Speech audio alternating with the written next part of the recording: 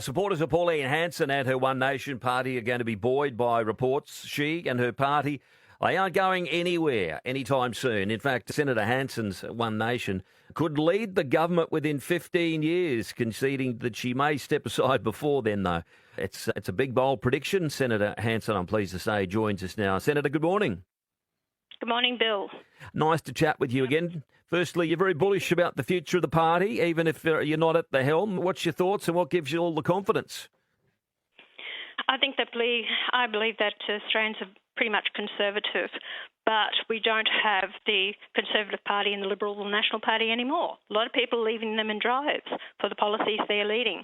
I've also always been there to support and help and realise, okay, we've got a long way to go. But when I see the leadership under the Liberal Party now, I think, no, I'm going to go for it. I want to put forward the policies that I believe will give this country prosperity, give people a decent standard of living and way of life. And I've always been there putting out policies first before the coalition, whether it be the voice, whether it be immigration or multiculturalism. Even the march, where were they at the march last weekend for Australians? It's just, I've had enough. I really have. And I think, no, I'm not here to be the bridesmaid anymore for the coalition government. And I'm going to push forward and I'm going to put pressure on them.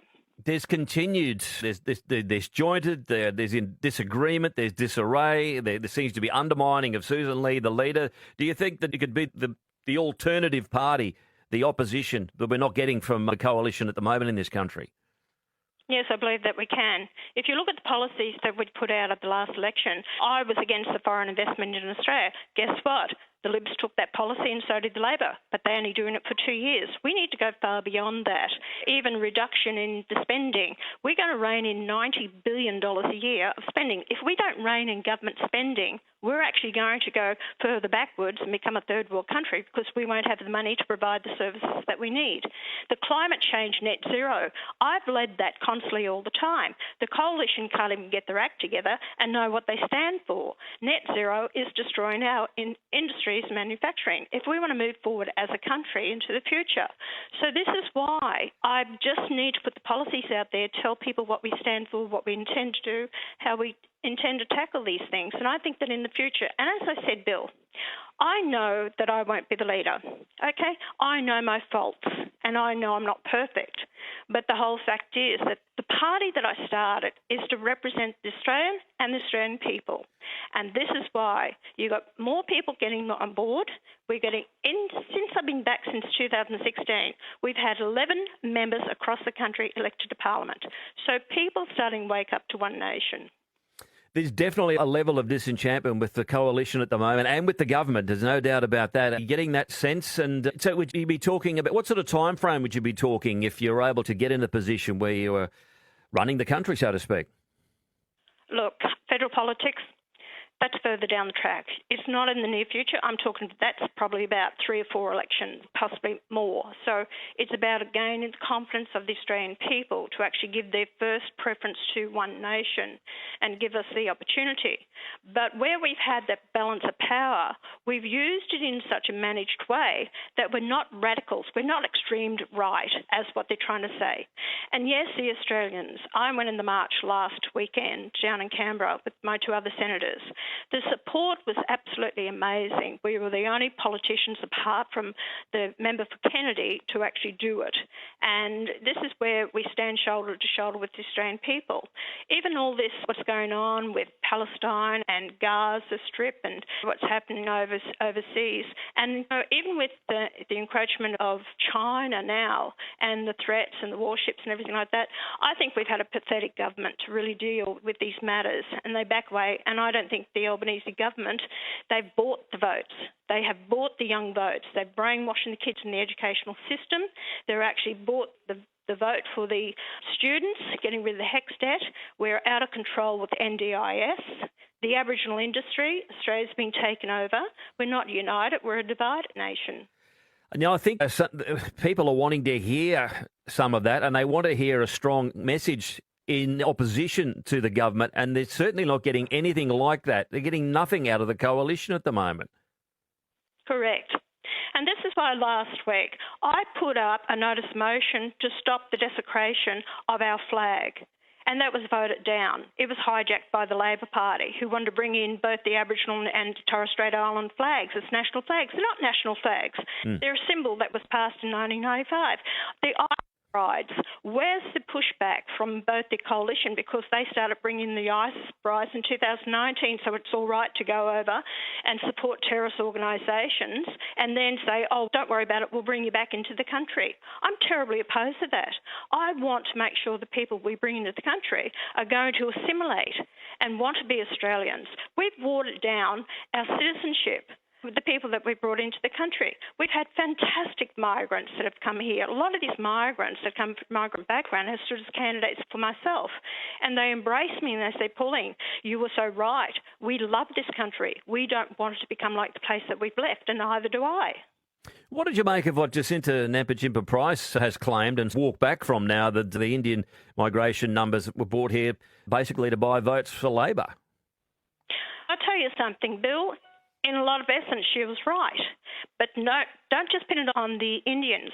I've had Indians that have stood for me as candidates. Fantastic. I got a lot of support in Western Australia from the Indian community.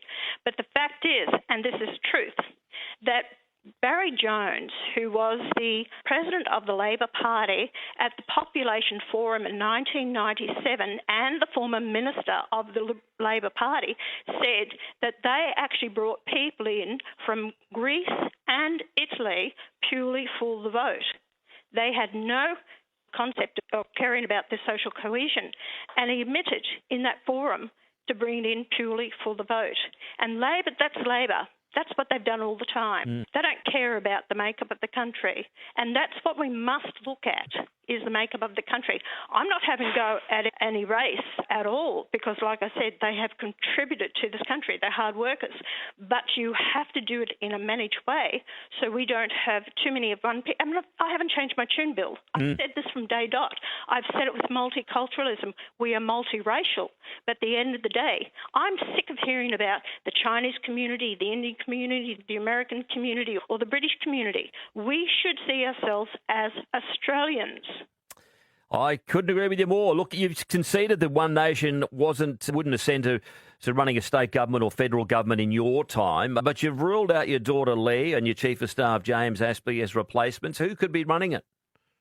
Not running it, that's standing for... Oh, you mean... No, I stated they would not be standing for the New South Wales Senate Gotcha. as the senator. So I want both of them onto the floor of Parliament. They are the future senators of this nation under the banner of One Nation. I don't intend to leave in the near future. I will be standing at the next election. How much longer after that, I'm not sure. You might see another 6 years in me. Who knows? You have to consider your health. And I said to my staff, if I ever become starting like a Joe Biden, please tap me on the shoulder and don't let me get that bad. Haven't got any signs of that yet, have you? Be realistic about it, Bill. You have to be realistic about it. And the thing is that I won't move on till I know the party is in good hands with people who will carry on my legacy and keep fighting for the Australian people. What I believe needs to be done to get us back on the track of prosperity and giving people a decent standard of living way of life. Although you've ruled out your daughter Lee as a potential leader, how does she feel about the future leadership and of the country? No, I haven't ruled her out, Bill. I said I don't believe in nepotism. Just because she's my daughter doesn't mean to say that she's going to be leading the party. It will be the person that I believe has the ability to be able to do it. A leader is a person that will take into consideration, make the tough decisions, but you have to also, with policy, is you have to be a strategy as well. And she's got a lot to learn. She's only just come on board into politics this year, a month before the election. But I think she's got a lot to offer. But she has to prove herself, not only to me, but to the members of the party. Would you personally like to spend a bit of time, almost like mentoring, I guess, on the floor of Parliament with her? I'd love to. That's why the next election, it will be mother and daughter running for the Senate in the first time ever, and if we get elected. And so she's working extremely hard. She's working with interest groups and different people in Tasmania. The number of people who are coming to her now, not as a Member of Parliament, which she isn't, to actually help with their issues and what's happening, and gender identity, which we just signed a pledge to support women's rights, and that's where One Nation stands. She's a good kid. She really is. Yeah. And she's got her head screwed on the right way. She's a little bit more diplomatic than me. I'm very straightforward. She has a different way of approaching an issue, and that's the younger generation. Lovely to chat with you, as always. Thanks very much for your time, Pauline. Thanks for having me on, Bill. Bye.